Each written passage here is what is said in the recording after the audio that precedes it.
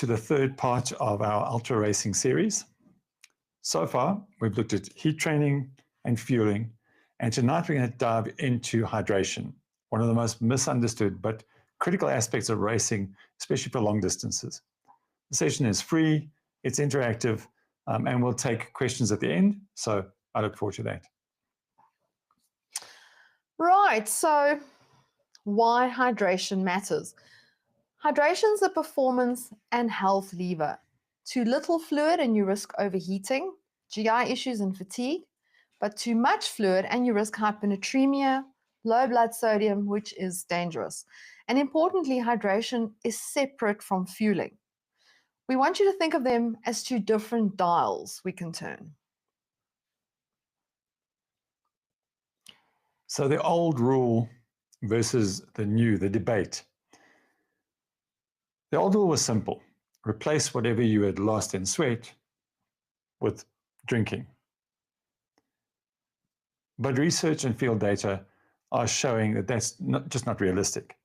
So the newer view is this. Drink to thirst, but for ultras, especially in the heat and the cold, that isn't the full story. Evidence shows that most racers finish ultras with body weight losses of between 2 and 5%. That's fairly common. And at UTMB, some athletes have gone as much as 9%. So body weight loss isn't the scary thing we've been given to think it is. You can lose a lot of body weight and still perform. So performance versus body weight loss. So let's break it down. A loss of under 2% is usually not a problem. Anything between 2 and 5% is often tolerated, especially if the athlete is heat adapted. But above 5%, that's the risk zone. But as we said, there are always exceptions. And remember, not all weight loss is fluid. You're also burning glycogen and you're digesting food. So we've dug into data specifically around UTMB, and it's a very well-researched race.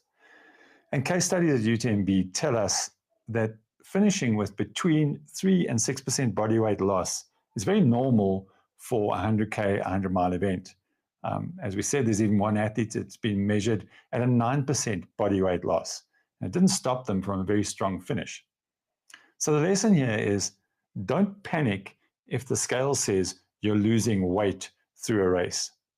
What matters is function, your performance, your mental clarity, and your ability to keep moving.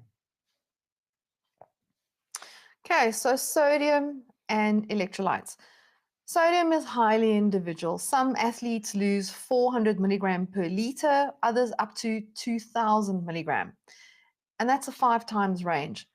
Taking more isn't always better. Oversalting can actually increase GI issues. So lab sweat testing is ideal, but most athletes, we just get there by trial and error. And a good rule of thumb is 500 to 1,000 milligram per liter in hot conditions. And let's take a look at that hydration in the heat. What do we do? So remember that in the heat, blood is shunted to your skin for cooling. There's less blood in the gut, and that results generally in the potential for more GI stress. So the solutions are use lighter fluids, keep your electrolytes separate if you need them, and rather than gulping down long pulls of water or whatever your hydration is, sip steadily. And then for a bonus, a cold drink is going to help keep your core temperature down. So let's talk about hydration in the cold. In the cold, thirst is blunted and you don't necessarily feel like drinking, but you're still losing fluid. And cold also increases urine output. So we plan regular intakes rather than waiting for thirst. Also, your gels can freeze, so preload bottles with concentrated carbs and keep your gels close to your body. So let's look at the practical racing guidelines then. First off, don't look for 100% replacement of fluid lost. you'll just overload your gut. Aim to replace around about 70% of your sweat rate if you know it, and that means testing in similar conditions. Your timing matters. So drink at the aid stations, drink at the bottom of climbs, or before long efforts. Remember, we've discussed this in the past when we spoke about nutrition. Stuff bounces around in your stomach and water sloshes around. So try not to take a long drink of water or fluid before you start a descent. It's going to slosh around in your stomach and make you uncomfortable. And remember, hydration and fueling are separate levers. Don't combine them. Hydration on one side, fueling on the other. So training the system. Just like the gut, training for carbs, you can train hydration. Practice your sodium intake, practice your fluids, and figure out what your gut tolerates. You can use those cheaper products during training and save the premium brands for race, rehearsal, and race day. Heat adaptation also doubles as fluid adaptation. So when you heat train, your body actually improves plasma volume and sweat efficiency. And let's get to this controversy of drink to thirst. So this one splits opinions, right? There are pros and cons to it. The pros, if you're drinking to thirst, it generally prevents hyponatremia or over drinking.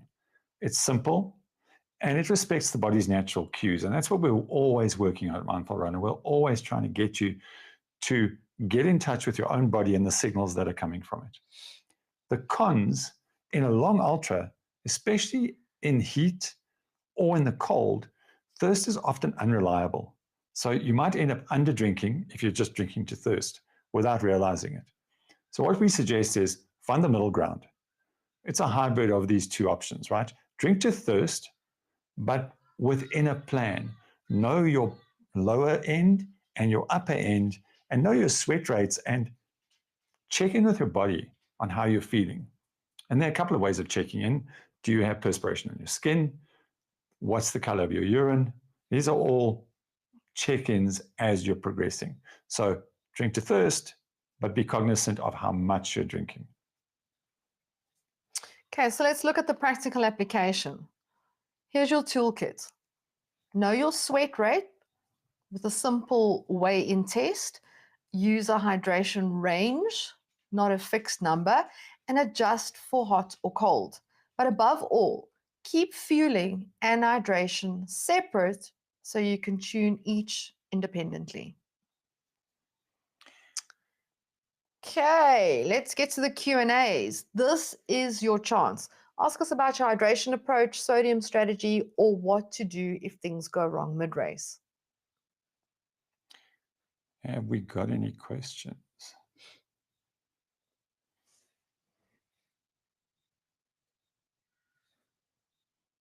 Are we hanging in for questions here, guys? As always, Fred, I think we've covered everything so properly that It's nobody, scary, isn't it? yeah, that there's nothing else to talk about. Yeah. Okay, we've got nothing coming in.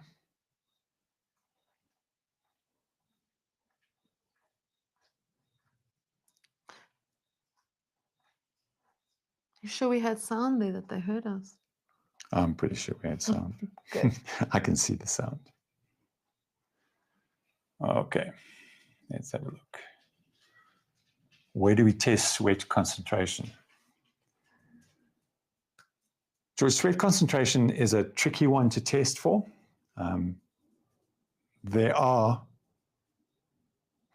Mark's asked exactly the same question now. So there are through precision hydration. Currently, you can go and do sweat tests with precision hydration, which will give you a measure of your sodium loss per liter. And the thing to focus on when it comes to how much sodium to take on, it is not a case of take on this much sodium per hour. It's this much sodium per liter, right? So you're looking at that mix. So it is the precision hydration, guys, but we also have, and we will be getting in within the next 2 months, a sensor that you'll be able to test with. We'll rent it out, you stick it on your skin, you run out, it gives you a sweat test, it will tell us what your sweat rate is, it'll give us sodium and magnesium and one other. So we'll be able to get an accurate picture of what your sodium loss is. The thing, though, is to test these.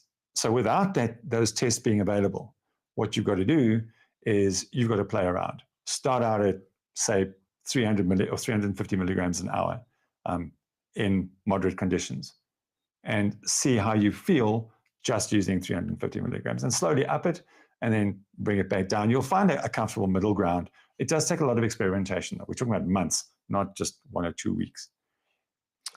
So George is asking if we premix our electrolytes in our bladder, or do you advise powder packets to mix with each bottle? So George, to answer your question, we don't put anything other than plain water in our bladder for several reasons. We always mix in the front of our bottle so we can monitor how much we're drinking. Once your bottle gets empty, you can refill it from your bladder. If you are only drinking from your bladder, you have no idea what's going on back there. And you often find that you're not drinking as much as you think you are. You could need your water for something else. Maybe you fall, you need to rinse off that wound. Maybe it's hot, you want to pour some water over your head. So we don't put anything in our bladder other than plain water. Drink mixes go in the front, that way you can monitor it. If your drink mix says 2 scoops per 500 ml, there's your 500 ml, you put 2 scoops. If you get to the next table and you need something else, you can refill with plain water. Bladder as well, plain water.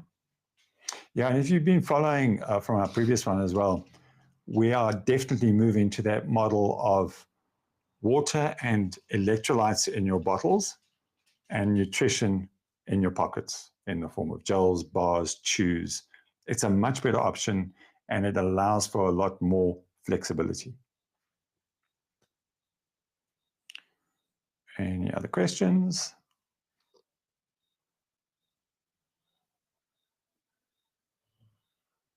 No.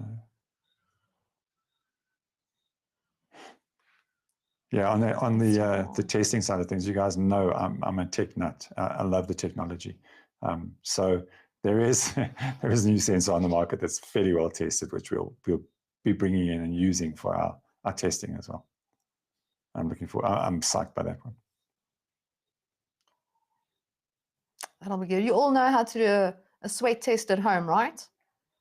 You wanting to get an idea of how much fueling you're losing, how much fluid you're losing during a run. Get up first thing in the morning, don't eat anything, don't hydrate. Put your takis on and go out for it. Go and weigh yourself on the scale, take off all your clothes, weigh yourself on the scale, put your takis on, go out for a run, come back after an hour, no water while you're running, by the way. So nothing since you've woken up. Come back from your run, take all your clothes off, get on the scale. However much weight you've lost during that hour's run is more or less the amount of fluid loss. And remember, your sodium you put back in is in relation to how much fluid you've lost. Does that make sense? Yeah. And I'll talk about salty sweaters, right? And you will see on your own clothing, you get salt on your clothes, on your cap, especially if you're wearing darker stuff, you'll see salt lines. In the pack. And if you are that kind of person, then I wouldn't even start at 350 milligrams of sodium. I'd immediately go up to like 750 milligrams of sodium and start there and see how that impacts your run.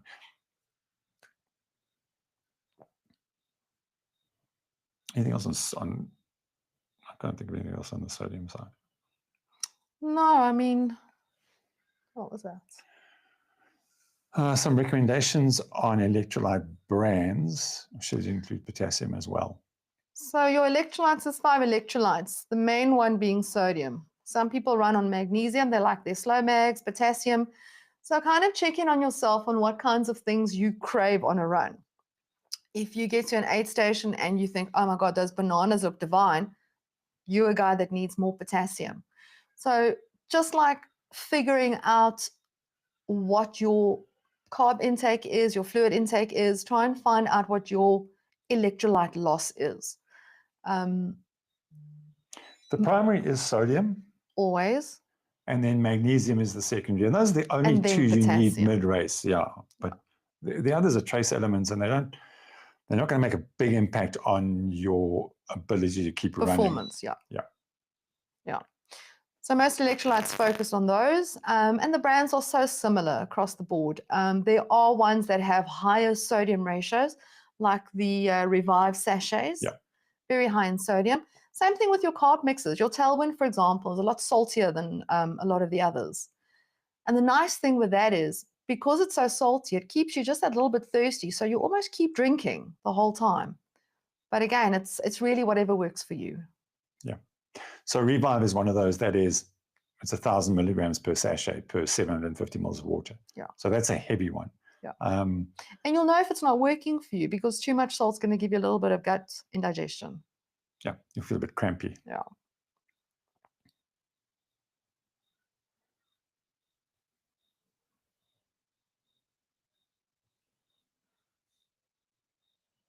Anything else? No other questions. It's a bit delayed as well, I think. Yeah. Okay. Alrighty. So.